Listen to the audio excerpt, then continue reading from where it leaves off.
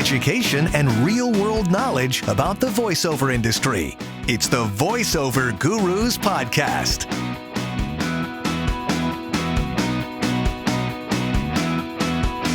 Absolutely. Awesome. We will start recording. All right, great. Welcome back to the Voiceover Gurus Podcast. I'm Linda Bruno. Venturing into an avenue that I have yet to do, and that is the Spanish-speaking market. And I'm here with the lovely Issa Lopez. Hello. Hi, Mommy. How are you? I'm good. Good. Where do you live, Issa? Where are you? Okay, so there's the lovely, beautiful Colorado Springs. And then if you head east about 25 minutes, you pass a city like the famous football player, the Bronco ex-football, Peyton Manning. So I live in Peyton, Colorado. Oh, okay. I used to live in Collins years and years ago. Oh, so you know a little bit something about Colorado. Yeah, Colorado's beautiful. And what's crazy is that, okay, before, and we'll get into that about how I got into full-time voiceover, but when I was in radio, I lived right by a mall. I lived right by everything, like seconds away. So when I moved here and there was nothing but one Safeway and a McDonald's and a Carl's Jr. No, listen, this is pre-COVID. This was Christmas of 2018. And I had just signed papers with the Atlas talent agency in New York. Big deal for me. Cool, yeah. It took me a while to really get used to being out here. But here's what happened. Oh, there's my alarm for your podcast. Here's what happened. What happened was after COVID, and I don't know if you recall this. I don't know if you remember. Everybody wanted to be in the middle of nowhere. Oh, yeah. So then all of this area started to develop. Why? Because everybody wanted to be away from the city and from the disease and from the people. And so I got used to, I can't believe I'm saying it, I kind of like where I'm at now. Yeah. And yes, they're building more stuff, and they just built a chicken place and a Taco Bell and stuff like that, which is cool. But at the end of the day, and I don't know about you, but, in my voiceover career, I stay in the booth all day. And so a quiet place like this, the days of me being in my 20s and living at the mall, I don't have that lifestyle anymore. Mm-hmm. So I started to like it, and it started to fit my voiceover lifestyle, That's nice. So it's pretty quiet where you are. Yeah, very. Yeah. So you don't have to worry about landscapers, any kind of noises like that? No. Okay. So when I first moved here, yes, there was people doing still construction with the new housing. But my street is now developed. And don't get me wrong, you could have a $100,000 studio. If a hot rod or something, one of those big old trucks is, you know exactly what I mean, flying by, you have to tell the client, give me a second, or you have to stop what you're doing, because there's no amount. Even George Whittam. Shout out to George Whittam, my audio person, and Jordan Reynolds, who I also swear by these two people to, make sure that our sound is superb. They tell you, there's just certain things that you're not going to be able to avoid, no matter how high tech of a studio you have. Yeah, I think the common misconception is that you will be completely soundproofed and away from all sound, out exterior sounds, and that's just not possible. I don't think there's such thing. No, that's just not possible. No. So how long have you been in Peyton? So I've been in Peyton since, I'm going to say 2019, because I moved Christmas week of 2018. So yeah, 2019 I've been out here. And where are you from? So I am originally from Puerto Rico, but my mom moved me to Colorado when I was 6.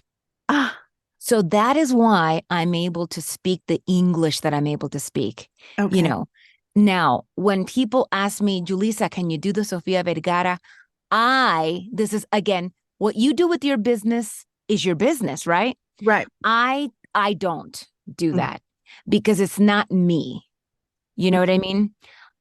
If someone asks me to push that, accent just a little bit and kind of talk like this, like I get emotional and I sound like that when we get upset, or how Latinas are, that is okay. But what I will not do is the acting of the Sofia Vergara soap opera type of a thing. Gotcha. Which is, so as you know, voiceover has trends. And so the Sofia Vergara trend is almost non-existent, just so you know, at this particular moment. Okay. Very, very seldomly do people ask for that strong of an accent. So what do you think is the most common thing you get asked for now? My moneymaker is the way that I talk. So when I talk, if I'm talking about, okay, I'll give you an example. So I do a lot of in-store announcements, right? And so depending on where that grocery store is, or I do a lot of telephony, like 50% of the work that I do is telephony. So a lot of grocery stores that have a Spanish name hire me because I'm able to say, hey, thanks for shopping with Santero's grocery store. Because when I say the word Santero or Gonzalez, right, you can hear that this is a Hispanic Latino person saying that word. So and so they want, that's right. They want that authenticity. And so, grocery stores are great gigs. Grocery stores are great gigs, but my greatest gig is about to start very soon, which is political. That is the biggest, besides radio imaging, because radio imaging is over half of my business. I have almost 30 stations to my name and counting. Good for you. Yeah, thank you.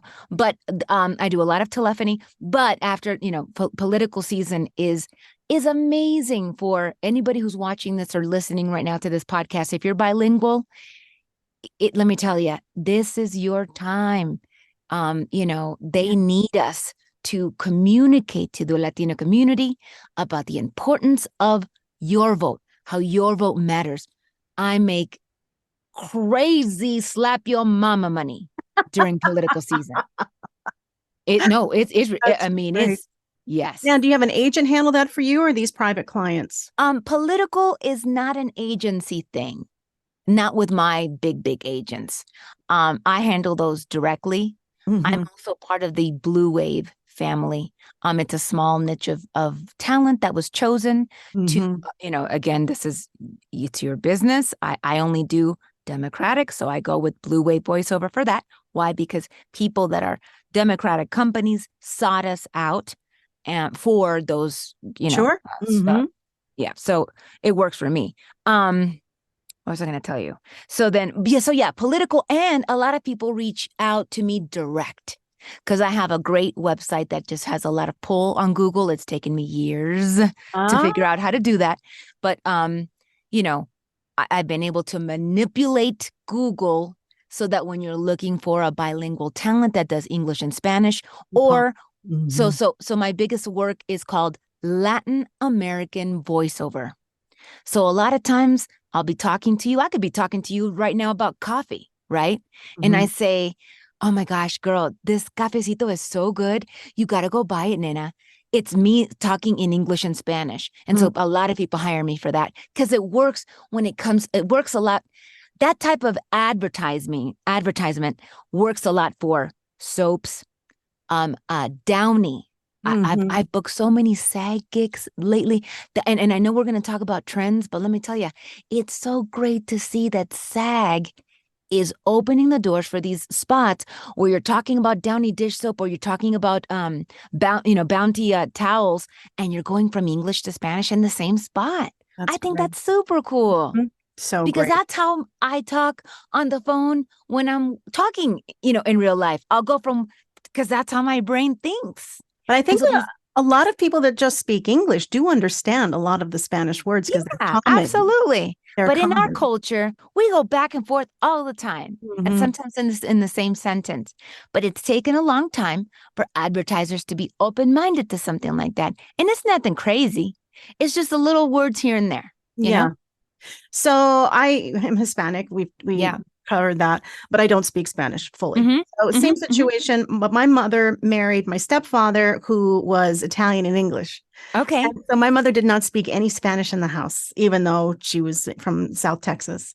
So I lost, at 6, I could say everything. And then after that, it was gone. It was gone. Yeah. And I lived in very neighborhoods that did not have any Hispanic people. Wow. So I wanted to fit in and, so I lost it. But my agents were like, oh, you speak Spanish? Oh my God, we're going to submit you for stuff. And I'm like, whoa. Well, I'm glad you were honest with that. Oh, and I said, I can handle a line, I Right. can't handle anything else. Plus, and then I found out too that the requests for the dialect of Spanish is very Oh, particular, let me tell you, that's a whole different episode, girl. right? Because, okay, and I respect that ground. I'm going to give you an example, okay?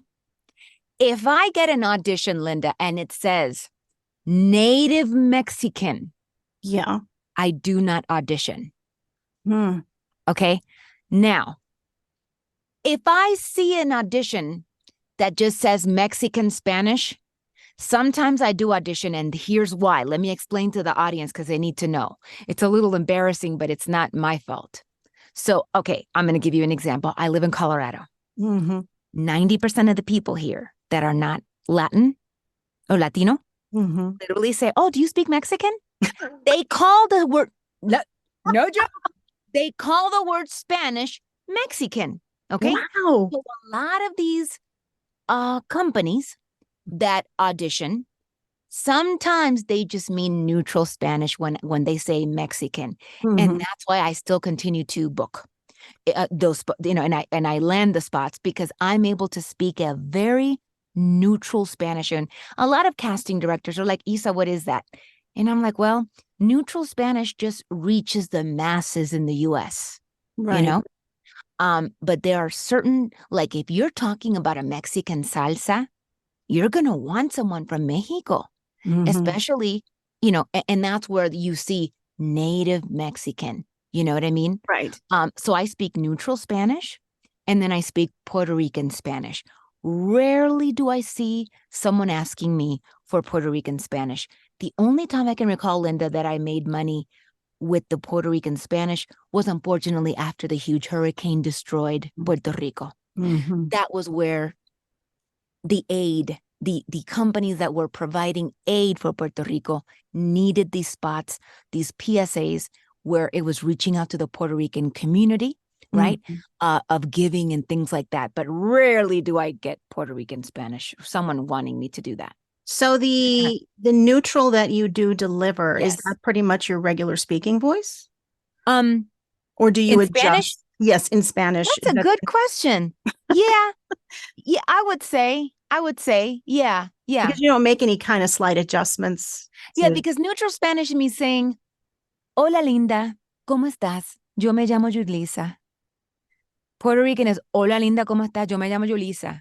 It's different. It's a different twang. It's, Right. it's different. It's different. We do everything different, And there's so So, many different, that's why yes. I was like, I am Now, not you're touching not that. going to get Castilian in the US. There's no reason why if someone's listening and you're like, "Isa, what is that?" Castilian is from when you're from Spain. Mm-hmm. And, if you're an actor, okay, like a thespian, and you can pretend that you're from Spain, I don't see a problem with you doing a cartoon character. If you can do the lisp and hablar así, hey, but I don't touch it. Listen, if Yeah. but again, I rarely see that.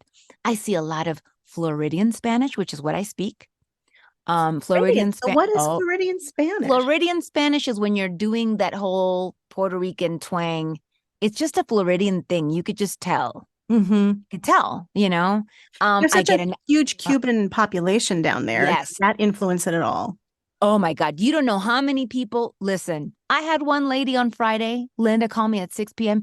"Julissa, can you at least pretend?" I said, "No, ma'am." And they need Cuban Spanish big time right now for political. I personally don't know any Cuban VO, which I know a lot of people in VO. I don't know Cuban accents, at least reputable that I would be able to say, "Hey, I can refer." Yeah. Yeah. So if you're listening out there and you are professional, you've got your studio going and I can go to your website and hear your stuff. Hey, contact me, and I will keep yours because I get asked for Cuban all the time. That's really interesting. Yeah. But not something that's very common to find. No. And that's the thing about, political. This is a huge deal. Political spots are all about where you're at. So you could be from Staten Island and make a buku amount. Why? Because if that spot is going to play in Staten Island, they need the real Staten Island people to voice it. Right. So this is the time where you stick out. There's you got the Canadian sound. You've got the Midwestern English, all of it, all of those little twangs. You got a Texas accent. There's room for you in the political world. Because again, authenticity with these political spots are no joke. They need it. That's so interesting. Mm-hmm. So percentage-wise of your business, what do you think percentage-wise is of you doing maybe the English-Spanish mix voice? I don't. My most money maker is straight Spanish, and then the way I'm talking to you now, where you're like, okay, I can tell she's not American, right? But she's something, right? That is what it's called. Latin X. Latin. Okay, gotcha. And a lot of people have problems with that word. If you look it up, a lot of people get offended. Apparently, there's a history over it. But here's the thing, okay? Even my agents use that word. So I see it every day. Yeah. Yeah, I even have it on my website because that's what I am. I'm a Latinx voiceover artist. Latinx means what? It means 1,000 things. But right now, the way that I see it is this is what you're hearing right now is Latinx voiceover. Mm-hmm. So it's you're speaking English, but it sounds like you could be from somewhere, a Latin country. That's right. Right. That's so right. Right. And I'm not the Kristen Wiig white girl where you're like, okay, she's a white girl. Right. I know that. You know what I mean? Oh, yeah. So I stay in I personally stay in my lane. I don't really, as weird as this may sound, when people want to meet me and they're like, what do you do? I say, I'm a voiceover. I do voiceovers. I'm a voice talent. I do not say that I'm a voice actor. And I've had a lot of arguments with people about that. Well, Issa, why? You act. Yes and no. I get paid to be myself. Mm-hmm. So I don't see it. I listen, the acting part is something I highly respect. And I don't consider myself, because I don't do characters. That's different to me. You know what I mean? Though that to me is a voice actor, somebody that can switch and no. Right. Yeah. So where do your foundations lie? Like, how did you get started? And okay. So I started out as a singer, songwriter, and a demoer. Back in the day, I'm already going to kind of tease my age here. But back in the day, you guys, when you were Linda, let's say you're an amazing songwriter and you didn't sing, you would hire me to portray your song to sell it. Oh, cool. So I was already born into the music world. My father was an amazing composer and producer. He toured with Casey and the Sunshine Band, Menudo. Just phenomenal. So the mic was something that was familiar to me. I was already comfortable in a studio. I was comfortable behind the mic. And that's even another show about how you have to feel comfortable behind the mic, Oh, yeah. So, I always sang. I was always a singer. And I won the Apollo Theater when I was 14. I won Star Search when I was 15 here in Colorado. Wow. They came through town and I won. Yeah. So music was always a big thing. So when I was younger, I made some demos and I got a deal with Sony. I was well on my way to stardom. Wow. Until I saw what they were going to do with me. Basically, they were going to make me a hoochie mama. Like they were going to, total hoochies, mama. And I was like, no, this is not it. So I walked away from the deal. It was one of the lowest points. How old were you then? My gosh. I was 25. I didn't know what I was going to do. That's like a critical time. It was. So at this point, I don't know how I became a nanny because I didn't like kids, but I got a nanny gig. And she was a teenager and I thought she was cool. And he's like, listen, I got to pay you to take her to the mall and to go shopping. Can you do that? Maybe pick up some stuff for her? I'm like, sure. He happened to be in optometry. And so before I got, signed and stuff, I was an optometrist for 8 years. So it was through that family that I got to be an optometrist. So to make the long story short, he came home one day and he's like, hey, I was at the strip club with all the program directors at Clear Channel, which is now iHeartMedia, Linda, just so you know. Okay. And he's like, listen, they were discussing that Clear Channel is about to come out with a new format for the United States. They want to mix English and Spanish together, but like as a radio show, like a radio personality. And you're the first person that I thought about. I'm like, oh, yeah. So this is very unrealistic.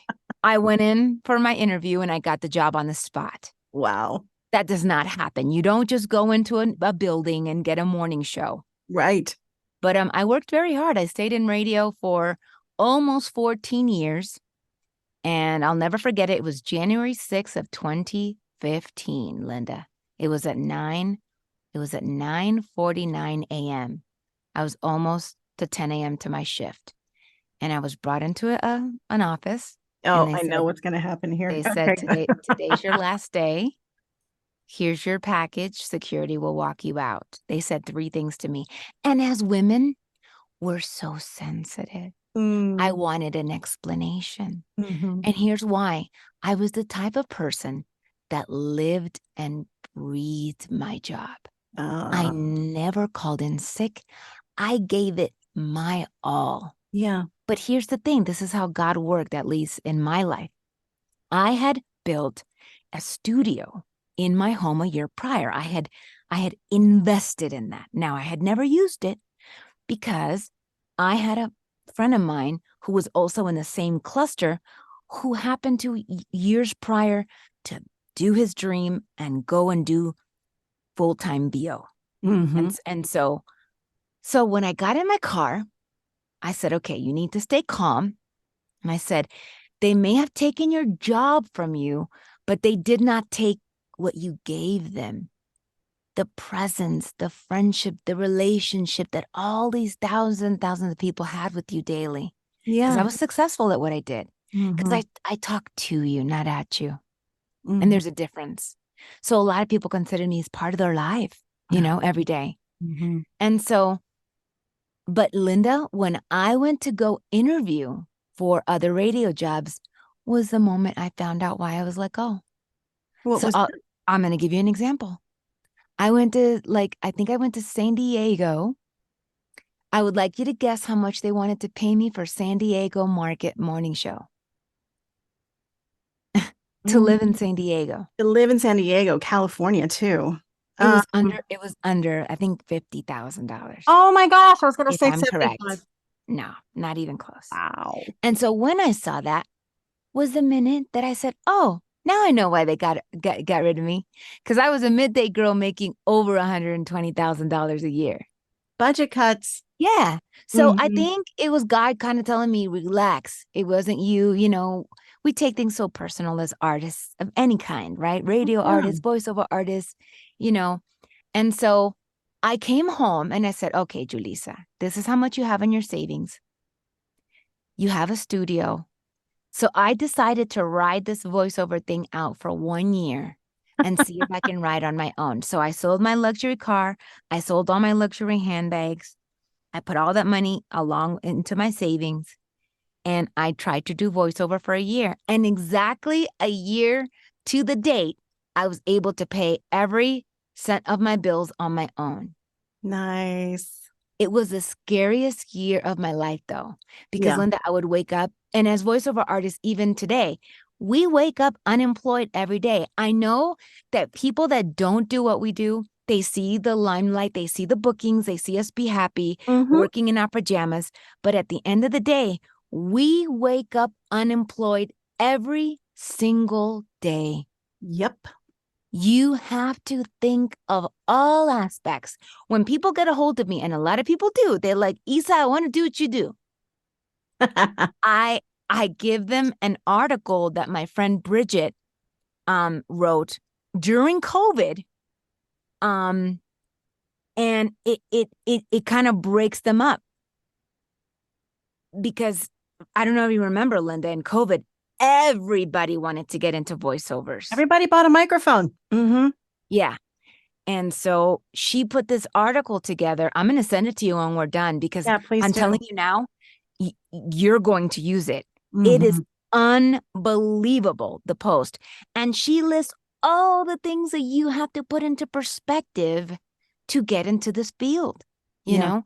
Although on a good note, okay, back in the day when I started, you needed money to get that studio together. Oh, Now they have so many. And by the way, guys, I have a resource link on my Instagram, literally, and it says Issa's voiceover resource link. And it shows you all the links if you want to get all this little, stuff going in your closet and stuff like that. That's so great. Shout out to technology, right? Yeah. Because it's helped that, because back in the day, you had to have money to have a studio, So that's a good point. But you need focus. Yeah. You need, when I went full time that year, I worked 24 hours to not work an 8-hour job. I don't know if you understand what I'm saying, but there was people that were in BO that actually had to advise me on how to build structure because I never shut off and I overdid it. Yeah. You have to have boundaries. It's right? tough. But, when you're first starting out, you're so anxious and so excited. And you have to put in the work. Yeah. And you're like, yeah. I worked the weekends back in the day. Why? Because I had to pay my bills and stuff like that. Oh, yeah. So there's a lot of things that I did back in the day that I no longer do now. Thank God I'm comfortable.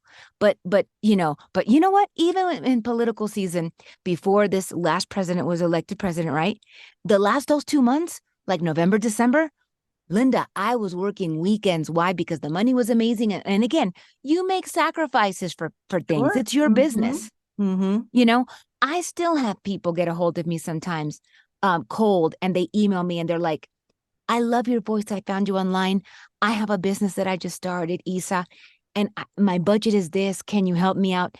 And I made a video about it on Instagram because I'm like, sometimes I help people because I've been there. Right. And at the end of the day, it's your business. If you want to do a VO for somebody that they're going to use forever for their product that they just came out with, and you charge them $300, that's your business. Right. If you want to bless somebody with that, that's on you. You know what I mean? Mm-hmm. And that's the beauty of working for yourself. I know that, for me, I was in radio for 16 years. And so. Oh, you were? Yeah. So I know what you're talking about. I started out, I was never full-time though, because I always wanted to focus on voiceover.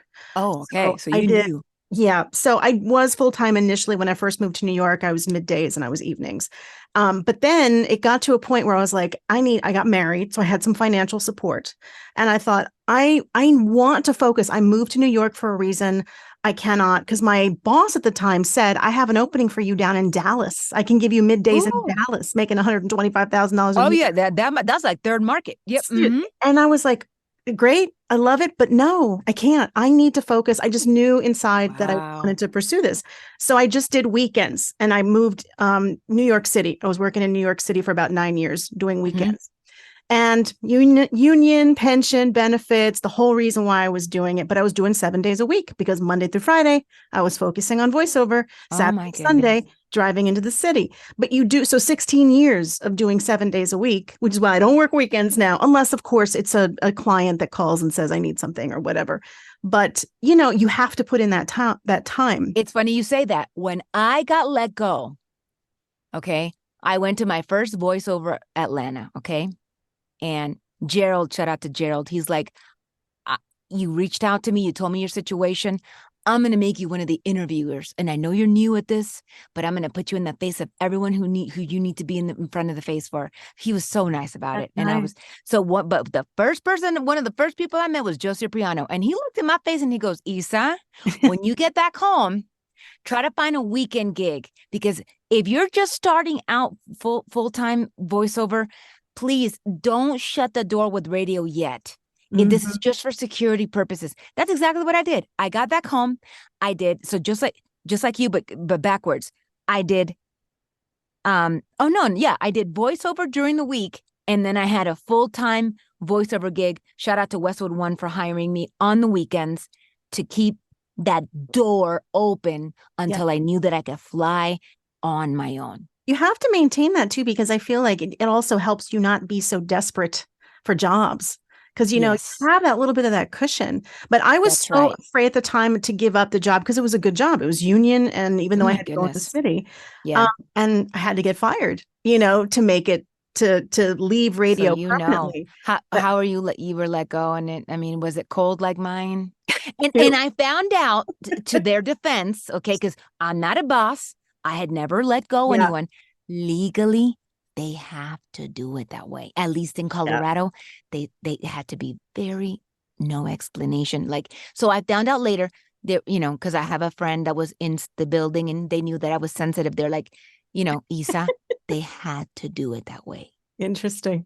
Yes. Ours was a format change of the station. Oh, girl. Nobody knew. So they had That's the way it call works. in, 42 of us on a conference call. Oh, Lord Jesus. Yes, being sent 42? to 42 people. Oh, my And you goodness. had people that had been doing like morning show for 27 years there. Oh, God. Yeah. And then it's, hi, we've got great news. At 1:00 today, we're flipping formats. We're going to sports. So you can all reapply for your jobs if you want, but otherwise contact us so security can come let you. And slowly you start to hear people dropping off the line. And I just felt so bad for the people that had been there forever. And it was their full-time gig. And it was their world, Yep. like mine. And that's how they got let go. So it wasn't even like face-to-face. It was just on the phone conference call. And we're excited about this happening, but good luck to you. Goodbye. So that's radio. Yeah. Boom, So just like that. I was like, okay, you know what? It's fine. I don't have the net. It's going to force me to really dive in. And it forced me. But it did. Yeah. Because after interviewing and after seeing the salaries that were offered to me, I was like, this is why I was let go.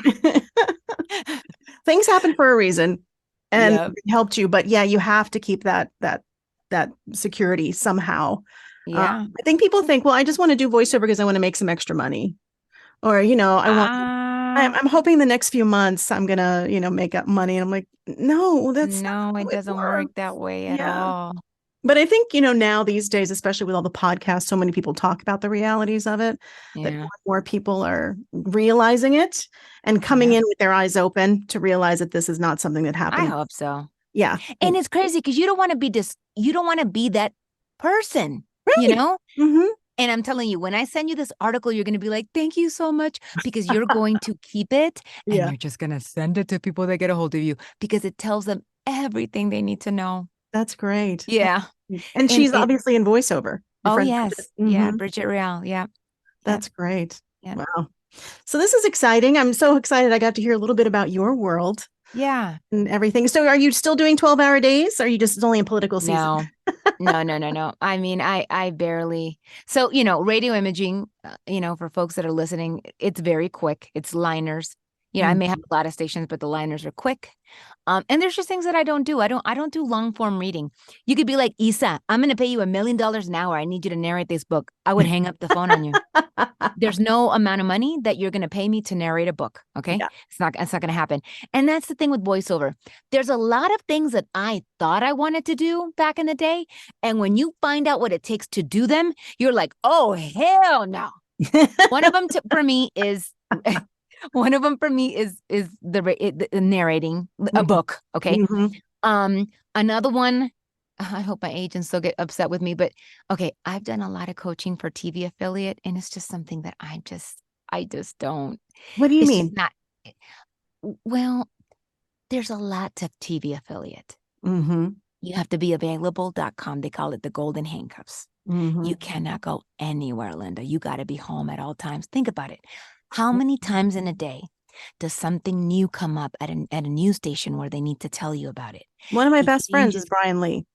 And his life is... He can't go nowhere.com. No. So, and again, if you love it and if that's what you want, good for you. I don't. Yeah. So, yeah. So I do a lot of corporate readings. I do a lot of e-learning, but that's short. Again, I don't do long form anything. And that's just because I can. I'm cushioned enough that I can financially say I'm not doing that. As far as money makers go too, I mean, it is more cost effective for us to make more money doing in-store announcements, doing short form things. It turns quickly. So it turns quickly. I do a lot of telephony. Correct. I do a lot of radio imaging. I do a lot of commercial. Now, and there's a story in itself. Coming out of radio, I'm sure that you heard that it was going to take a while to take the radio out of your voice. So I was conceited and I was like, ha, ha, ha, that's funny. That's not going to happen to me. Girl, It took me like 3 years to book a commercial coming out of radio. They were not kidding. Wow. Yes, there is a cadence to Yes. booking commercial. And if you have not coached, you're not going to book them. I'm sorry. It's not going to happen. You have to know what you're doing and you have to coach. And I mean, and again, that's a whole show in itself. Not all coaches are there's a lot of coaches that I tried that it just didn't work for me. When you find your people, you stick with them and you continue and you get better. And About a fit. there's always room to get better. So yeah, I do a lot. And then I just, I booked a NFL game day promo, which was a huge deal. Congrats. Especially for women. Yeah. NFL? Yeah. The fact that the NFL network is even thinking about, hey, let's hire a woman to do this.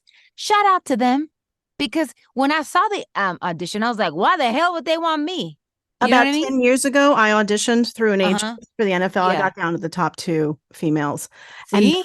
And they decided to just go back to a man. But I was excited that they were even trying it. That's a great thing. Yeah. So again, people are opening their creative directors, because that's who hires us. It's a creative director of the station and the network. They're opening their minds, and shout out to them for that. Yeah. Because everybody watches football, you know? So great. the fact that they used me and so yeah, I'm doing a lot of promo coaching for promo, for coaching for promo, because again, there's a cadence to it, and I wouldn't have booked it if I wouldn't have been just all the time coaching. And so my favorite coach thus far is Donovan Cornitz. Here's another great tip for people listening. You should coach with 2 different people. You should coach with current badass talent that's coaching, okay, who's currently working and booking. And then you should coach with directors, because you're going to get 2 different sides of people telling you how you should do auditions. And you're going to benefit so much from that, you guys. I didn't know this until this year. There's a huge difference between coaching with a director and a badass talent that happens to be coaching. So try both. I encourage you to do that. Yeah. No, that's smart.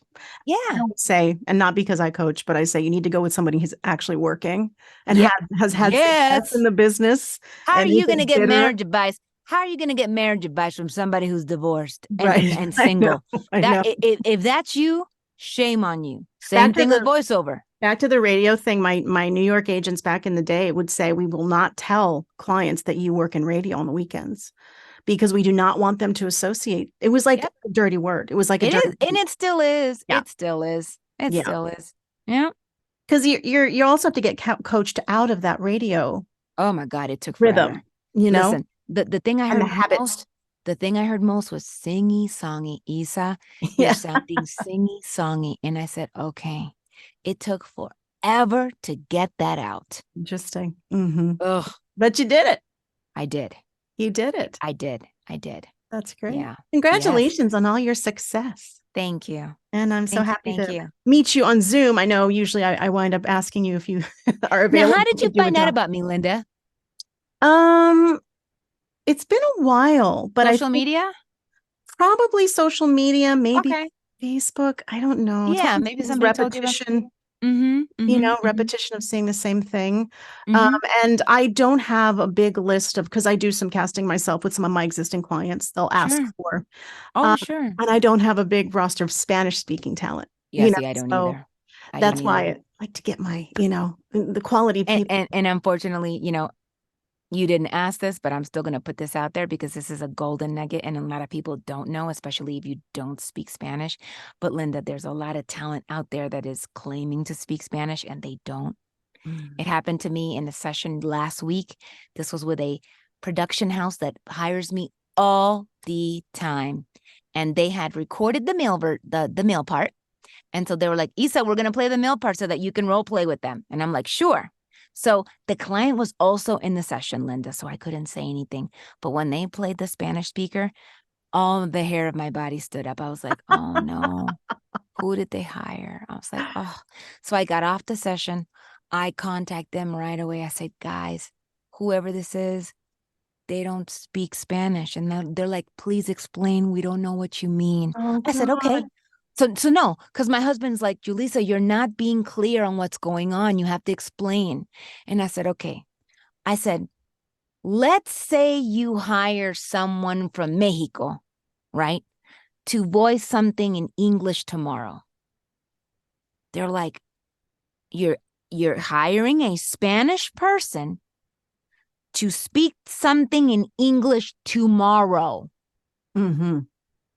And so they understood. I said, whoever's speaking, they may have a Spanish last name. Good for them. Right. But I said, there's a difference between saying, can I have a tortilla, please? And there's a difference between saying, can I have a tortilla, please? They said the Spanish word, but they're not speaking Spanish, Linda. Oh, that's crazy. It's embarrassing. And that's bad because they're falsely, representing themselves. It makes them look bad. It makes the client look bad because the client's not going to know. Oh, man. The only way that companies know is if they hire an ad agency with a Spanish speaker in the then they would know, no, who is that? Mm-hmm. But unfortunately, they didn't. And it all fell through the cracks. Thank God I emailed them right away. And this is also something else too you and I encountered with the script, because a lot of copywriters, a lot of folks that do not speak Spanish do not realize that when a script gets translated, the time it's almost double the time. Yes. Is different. It's complete. So if you want a timed video, good luck. It ain't going to happen in Spanish. Yeah. And they don't understand that because they're like, well, wait a minute. We had it translated. Listen, that is an email that I reply to every day. Hey guys, thanks for getting a hold of me. Thanks for finding me on my website. Of course I can dub this for you, or of course I can record this for you, but it's not going to be dubbed. It's not going to be timed because it's going to be double. They're like, oh no. So yeah. Something a lot of people don't think about, but yeah. Well, thank you, Issa, for joining me today. This was very educational and informative. Absolutely. Yes, and if you guys want to follow me and like I said, Cuban people out there, if you got your stuff together, definitely get hold of me. It's just Issa Voice, ISSAvoice.com, ISSA Voice on Instagram, and ISSA Voice on Facebook. I'm here to help you. You in my show notes as well, all the links to that too. Yeah. So that way people can reach out to you as well if they have questions, or maybe they want to hire you too. You never know. Yes. So thank you so much for joining me. You're welcome. Thanks for having me. That wraps up another episode of the Voiceover Gurus podcast. And you want training, you want coaching, join us for an online workout. We still do about 2 a month. Or you could just privately connect with one of our coaches here at voiceover.guru. Everybody have a great rest of your day. Thanks for listening to the Voiceover Gurus podcast. Real talk about the voiceover industry. Learn more about us and get coaching at voiceover.guru.